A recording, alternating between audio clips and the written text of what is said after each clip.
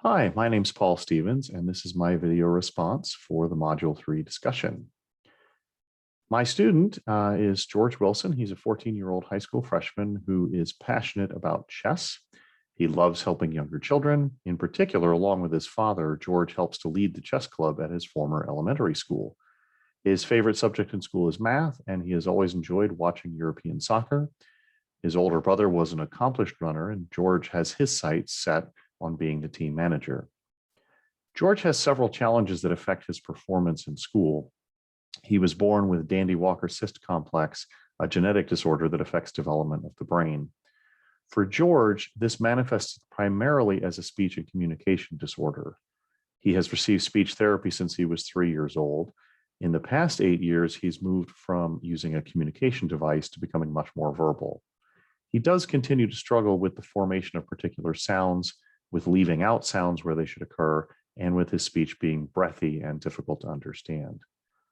While George is cognitively on track with his peers, he struggles with reading, particularly with understanding what he has read and applying it to new material being taught, as well as with writing, with organization, structuring ideas, mechanics, and the editing process. So here's George's IEP. It's a fairly typical IEP, if there is such a thing, that was completed as part of the annual review meeting. In evaluating George's IEP, I first read through it to see if the main challenges that George is having were addressed in the IEP. And then I also used the IEP evaluation tool as a guide to find what was done well, along with potential areas for improvement. So looking at the IEP itself, we can see that George is allowed to take all his exams in a small group, an alternate location, as well as be offered frequent breaks. It's interesting that there's no real justification given for this, but there it is. That's one of his accommodations. In terms of his goals, he has 3 goals. The first is in grade level math, specifically in terms of processes, order of operations, things like that, that they want him to be able to score 80%. Most recently, he scored a 47, and his current average for the last quarter was 65. So what we're trying to do is get him to a point where he can get to where his typical peers are in the general curriculum.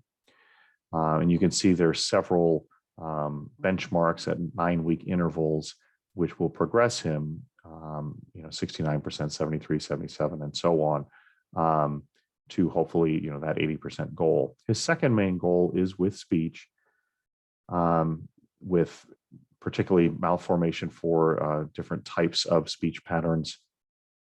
And it talks about, again, how typical peers are able to do this 100% of the time. And on his latest trial, George was only able to do this, 5 out of 10 times. So once again, we find a pretty detailed description with, 9-week interval benchmarks for what he's going to be able to accomplish. And then the third goal is with motor planning. In particular, how to open a combination lock. Right now, he's able to perform 2 out of 7 steps, and we want him to be able to get to all 7 after a 36-week time period. It then talks about the services that he'll receive, which is mostly just for these 3 goals, how frequently, where it will be in terms of whether it's in a pull-out situation or a push-in situation. And then finally, under accommodations and modifications, I'm a little surprised, frankly, to see these listed out, because honestly, these are just good teaching practices for any student. Frequent checks for understanding, breaking larger assignments into smaller chunks and visual aids. And then it talks about he will be with the general education classes, the peers in the general education setting.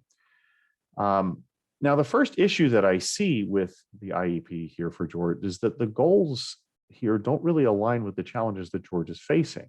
The IEP goals deal with, first was math, being on grade level, then with speech, and then with motor skills. Now, speech, of course, is a noted concern for George, but math and motor skills were not mentioned in his family history at all.